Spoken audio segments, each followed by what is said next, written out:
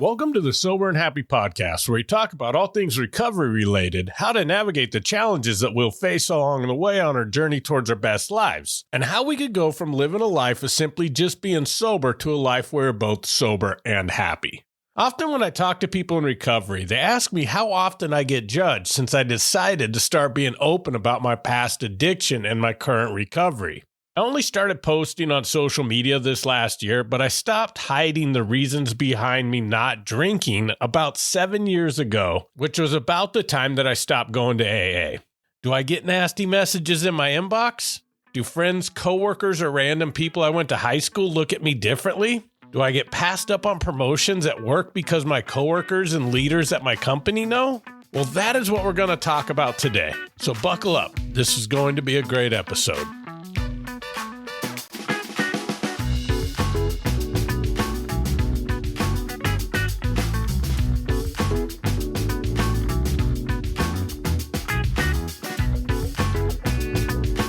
Welcome back. I've talked in the past about my decision to recover out loud, but this topic came up again for me this last week after I posted a clip from Congress that was discussing potential anti-fentanyl legislation. If you're not political, don't worry. I'm not going to dive into the politics behind it. It was the testimony of the music artist Jelly Roll that I was watching. In his testimony to Congress, he said the following. I was speaking outside to the media and I gave him a statistic that said 190 people a day overdose and die every single day in the United States of America. That's what about a 737 aircraft can carry. Could you imagine the national media attention it would get if they were reporting that a plane was crashing every single day and killing 190 people? But because it's 190 drug addicts, we don't feel that way. Because America has been known to bully and shame drug addicts instead of dealing and trying to understand what the actual root of the problem is with that. Now, I have to say that he is absolutely right. And that figure doesn't include all the alcoholics that are also dying from alcohol-related deaths, which have been estimated at approximately 140,000 a year. If we use Jelly Roll's analogy, that is another 2 737s a day. If 3 planes were crashing every day, there would be an uproar from the public and a demand that we fix it. But for addicts and alcoholics dying, there is no uproar.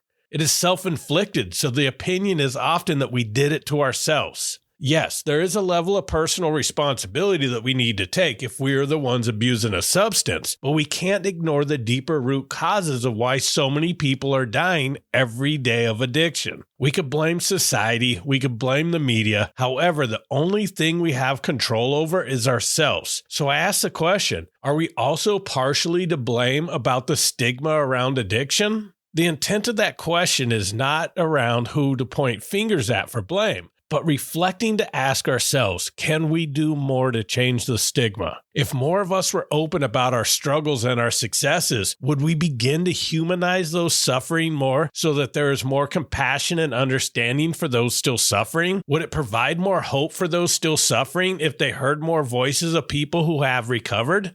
I know from my personal experience that in the depths of my addiction, I did not know that people that drank like I did could get sober. Every person I knew who drank like me died. Even when I made the choice to go to rehab, I was not certain it would work because I had no proof of anyone I knew getting sober. It wasn't until I went to my first meeting of AA that I heard stories like mine from people who were sober. My first thought was, where the hell were you guys the whole time? I quickly found out that many of them were in my life already but didn't talk openly about not drinking. I had a former coworker who was sober for many years and I had no idea that he didn't drink. Anytime he was invited to happy hour or offered a drink at a company party, he would give a reason that he couldn't participate or partake and never mentioned once that he did not drink. I only found out when I ran into him in a meeting one time. He came up to me and said, I figured I'd see you here one day. I asked him why in the hundreds of smoke breaks we took together at work that he never mentioned being sober, and he told me, I figured you'd know where to find us when you were ready. Here's the thing. I knew AA existed, but I only heard stories of people who went to AA, came back to the bar and talked about it and said it doesn't work, which only solidified my belief that people who drink like me don't get sober. Those nights when I felt completely hopeless and was battling the thought that suicide was the only way out, I had no one to call because the people around me who were sober were sitting quietly until I was ready. Would have I reached out to my old coworker if I knew that he didn't drink? I cannot say for certain, but the option would have been there. Now, I'm not judging my old coworker or anyone in my life who chose to keep their recovery private. I'm not putting 1 ounce of blame on him for anything that has to do with my drinking as long as I did. That is not the intent of this episode, and I believe that people should choose whatever is the best option for their life. I just want to share my personal experience so that people can see different viewpoints and make the best decisions for themselves. In fact, I did the same exact thing my former coworker did when I first got sober. The fear of judgment has been one of the biggest struggles for as long as I could remember. So when I got sober, I was petrified of people finding out about my past because it was a lot of ammunition for someone who might choose to judge me. So when I got to AA and the general opinion of the people was to practice personal anonymity, I bought in 100%. Now, when I talk about this, I tend to get a lot of messages from people who are members of Alcoholics Anonymous who inform me that I must not understand the actual tradition of anonymity in AA and that members must only not identify themselves as members in press, radio, TV, or the internet. I am very familiar with the tradition as I deeply studied the literature in the years I was going to meetings. However, in my experience, personal anonymity is often encouraged and even instructed by some as a way to navigate society without judgment from the stigma around addiction. Just ask a group of people outside smoking before or after a meeting how to say no when offered a drink, and I bet that almost none of them will suggest being open and honest about not drinking and why. Usually they'll tell you various excuses to use, and I have used all of them. I was worried that if I was honest, people would look at me differently. That if my coworkers knew that I would be passed on for promotions because they would think I was unreliable. That my boss would think I was drinking again if I had to call in for work for being legitimately sick. So I spent over 5 years making excuses, telling little white lies, and living in secret about my past. The problem is, secret breeds shame and does nothing to help combat the stigma around addiction. So what changed my mind? It all started with the conversation I had with a stranger at a Tony Robbins conference. This was a time of big change in my life. I'd recently moved back to Arizona, started a new job, and was beginning to listen to the voice that kept telling me that Alcoholics Anonymous might not be the right path for me. I was questioning a lot of things in my life, and I happened to see an ad for Tony Robbins' Unleash the Power Within conference. I'd always been a big fan of him, and the idea of walking across fire kind of excited me, so I signed up. On the first day of the conference, a lady sat next to me and asked, "So, what brought you here?" Many generic responses came into my head, but I decided that for the first time since getting sober, I'd be completely open and honest about it. I told her that I battled with alcoholism for most of my life and had quit drinking several years ago. I shared with her that although my life had drastically gotten better, I was at a point where I felt conflicted about a lot of things and was hoping to get some clarity on the next direction of my life. Then I asked her why she was there. She said that she felt lost and wasn't really sure what she was looking for until that exact moment. She shared with me that her son was currently suffering from addiction and she didn't know how to help him. She felt lost, and if she was completely honest, she blamed herself in a lot of ways. She wondered if there was something she missed. There was something she did wrong. There was something more she could do now to help him. We talked for the next hour about her son, my experiences in the depths of my alcoholism, and my recovery. And most importantly, how there was nothing my mom could have done to prevent me from going down the path I did. And how much just knowing that I had the love and support of my mother when I decided to quit was what saved my life. Me and that lady shared tears, hugs, and the most important gift anyone could share with someone: hope. As I sat in the airport after that conference waiting to go home, I realized that I would have missed out on that entire experience with her if I had chosen to continue to live in silence about my past addictions. That was the moment I decided I would no longer be anonymous. Now, I didn't decide that day to hop on social media and start sharing about addiction. I just decided that when opportunities appeared, when I had the choice to be open or secret, I would choose to be open and honest every time. That experience with that lady at the Tony Robbins conference didn't take away my fears that I would be judged. However, I decided that if that happened, it still would be worth it. I honestly assumed that I'd be judged a lot, but I couldn't have been more wrong. At that time in my life, I just accepted a new position at a company I was working at. This job required a decent amount of traveling, and I knew that many of the meetings I was going to out of town were going to spill into dinner or happy hours, which meant being offered drinks. In fact, the first out-of-town trip was a team building meeting in Nashville. This was the first time meeting most of the team I was working with.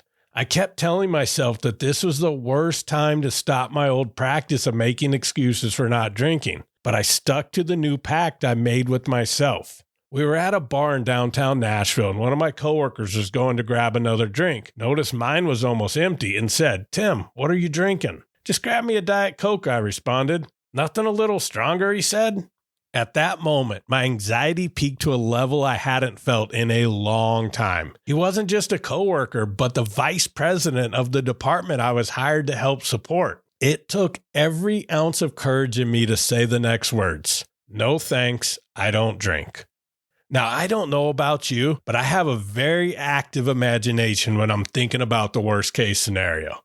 I imagined the moment I was going to say those words, that the band would stop playing, the whole bar would hear me loudly say, "I don't drink," and all turn around and look at me with judgment. The band would probably laugh and say, "Well, it sucks to be that guy," before starting their next song as everybody laughed and pointed at me. The VP, my new boss, and his boss would all look at each other and say, "Man, if we knew that, we wouldn't have hired this guy." All my coworkers would judge me, talk behind my back, and not want to hang out with the sober guy. My career was going to be ruined. Now, this is what actually happened. The coworker who offered to grab me a drink looked at me and said, "Diet Coke it is," headed to the bar, got himself a drink, and brought me back a Diet Coke. A few minutes later, another coworker sat next to me and said, "Man, I'm glad I'm not the only one who doesn't drink." Later in the night, the first coworker and I was walking back to the hotel together. He looked over and said, "Can I ask you a question? You don't have to answer if you don't want to, but why don't you drink? Is it a personal reason or did you have a problem with it?" My first thought was, here we go. People are going to start being nosy and gossiping about me now. I was honest with him about the fact that I had a drinking problem and got sober years before. He wasn't being nosy. He genuinely wanted to know more about me. And not only did he not judge me negatively, he told me how much he admired me for turning my life around. He told me, "It really demonstrates your character, and a strong character is a trait I value more than anything else." I got back to my hotel room that night in Nashville, and something felt different. I didn't notice what it was at first. I just felt lighter, it seemed. Then I realized that so much of the guilt and shame I've carried around about my alcoholism was gone. It simply disappeared and never has returned. I'm not saying that I don't remember something hurtful I did in the past and get a gut punch of guilt sometimes, but I have zero shame around the fact that I suffered from alcoholism, went to rehab, and am sober now. And that is just the tip of the iceberg of the positive effects I've seen since I've been open and honest about this, especially the effects it has on others. All the family members of active alcoholics or addicts who have told me that seeing what is possible in my life has given them hope for their loved ones that are still suffering.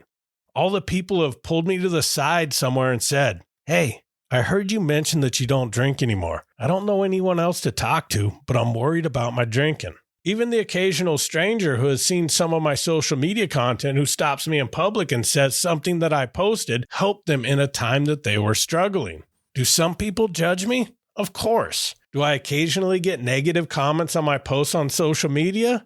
Yes. But those are very rare, and the consequences of being open and honest are far outweighed by the freedom and peace that I get from being my authentic self. This is the same experience I hear from others who've also decided to speak out. Hopefully together, we're changing the stigma around addiction, one person at a time. Thank you for listening to this episode, and I hope you're enjoying the podcast. This week, I want you to think of one person that you think will benefit from listening to this episode and send it to them. Be the person who plants a positive seed in someone else's life. You never know how much it could impact them. New episodes come out each Friday, so I look forward to connecting with you next week. And as always, thank you so much for listening, and keep living sober and happy.